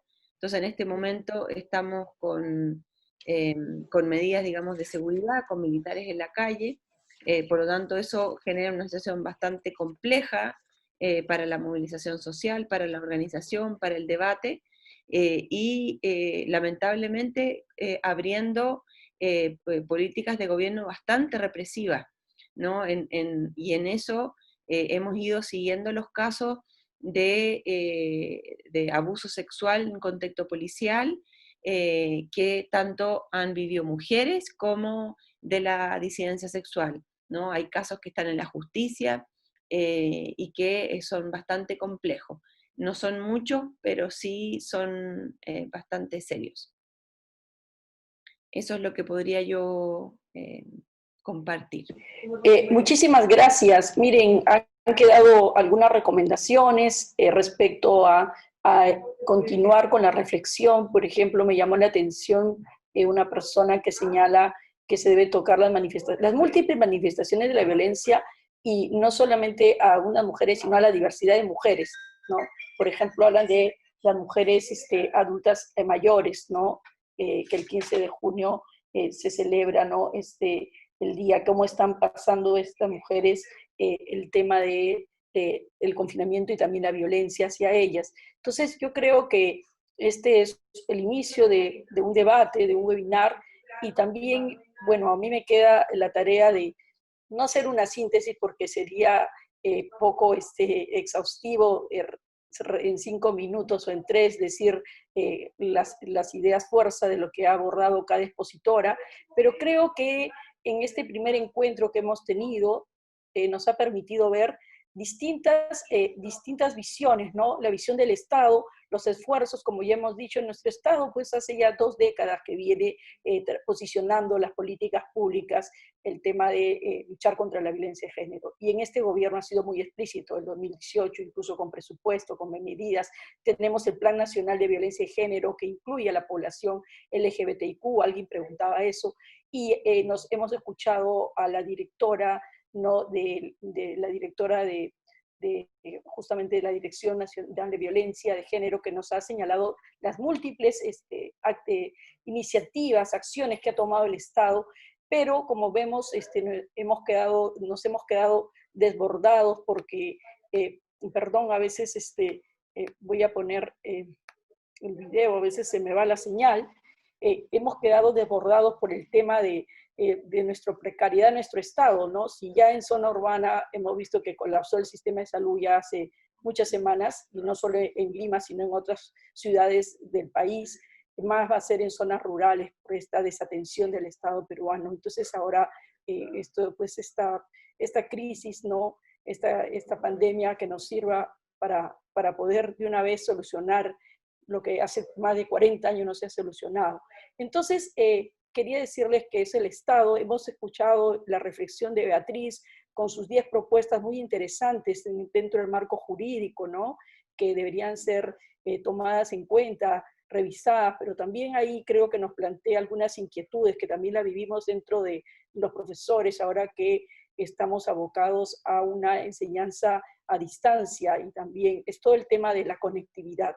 No hemos tenido suerte en esta sesión, que no se nos ha ido, pero a veces no siempre, y nosotros en zonas urbanas, hay recursos, y imagínense, pero en otras zonas que todo también es un costo, y sobre todo lo que decía Beatriz, el uso, ¿no? de todos estos sistemas, pero felicito porque ahí un participante señalaba cómo en Tumbes se veía un caso de feminicidio, se está viendo hasta a través de Google, o sea que creo que esta emergencia también nos está sirviendo para dar múltiples respuestas. Y Angélica, que nos ha propuesto cómo llegar a una nueva lectura, ¿no? Desde un feminismo que también ya estaba ahí, ¿no? La economía feminista, pero cómo tenemos que trabajar en desmontar este patriarcado que está a la base de toda esta estructura de reproducción de esta violencia letal que plantea Rita. Entonces, y también nos señala la respuesta de la sociedad civil, ¿no? Esto último de las redes de asociatividad que se están dando desde la población LGBTIQ, y también podríamos decir de otra población que no conocemos, porque, como dijo Angélica, todos los WhatsApp, las redes están muy activas para la solidaridad, ¿no? La solidaridad que no basta desde ya el impuesto que ha puesto ahora el Estado, ¿no? A los altos funcionarios, pero también a las fortunas, ¿no? Nos falta que también se ponga duro con estos impuestos que no pagan algunas empresas privadas. Y de otro lado, hemos escuchado la experiencia de Chile, ¿no? Que también tiene muchos años su sociedad civil trabajando, y ahora en los últimos años había dado una nueva respuesta a todo este neoliberalismo que estaba marcando como hacia dónde íbamos a ir en el continente, ya con esta crítica severa al fracaso del neoliberalismo, de estas políticas neoliberales, y entonces también nos hace pensar en las asociatividades, ¿no? Nos señala cómo se forman comisiones donde está el rector para atender. Creo que un tema que me pareció muy importante es el tema de género y todo lo que era la salud mental, ¿no? La salud mental integral, que también está siendo afectada en distintos niveles y en distintos grupos, ¿no? También de las poblaciones vulnerables. Y entonces yo creo que no sé, no voy a, como les digo, a ser ambiciosa de pensar que voy a hacer la síntesis, pero nos deja muchas preguntas que quedan en el chat, y como tenemos que ver con ya la directora de PUC, conversar qué hacemos con este rico material que han proporcionado nuestras expositoras, y la conversación, el debate está en pie, creo que es el inicio de un proceso de reflexión. Quería agradecerles su participación y decirles que ha sido una conversación muy rica, y aunque sea a la distancia, estamos juntos y también compartiendo las mismas preocupaciones y tratando de conocer, de comprender lo que se está haciendo, porque algo que sí dijo el Estado es que se atienden, los casos han sido 40.000 atendidos, ¿no? Eso del programa Aurora. Y también quería decir que en la pandemia, al menos yo leí en la Defensoría del Pueblo un boletín que se habían dado 170 casos de mujeres desaparecidas hasta en marzo, y resulta que en abril, hasta el dato que leí del boletín de abril del 20 de la Defensoría, se hablaban de 58 casos de mujeres desaparecidas. O sea que hay como de cal y de arena, siempre digo yo, y esos casos, como bien dijo Beatriz, se trata de mujeres que posiblemente han sido víctimas de feminicidio. Y finalmente quiero dejar un aspecto que sí tenemos que trabajar, y es cómo se recolecta la información. Tenemos un registro nacional, por ejemplo, en el caso de feminicidio, pero no sé si está alineado totalmente, si se registra dentro de un marco, de una perspectiva, de un enfoque de interseccionalidad. O sea, son cosas para que podemos dejarlas ahí para el debate. Entonces, bueno, muchísimas gracias, y las invitaremos a una próxima conversa, a un próximo debate. Muchas gracias, Fanny, muchas gracias a todas. Gracias a todas. Sí, Gracias, hasta luego. Chao, Cuídense mucho.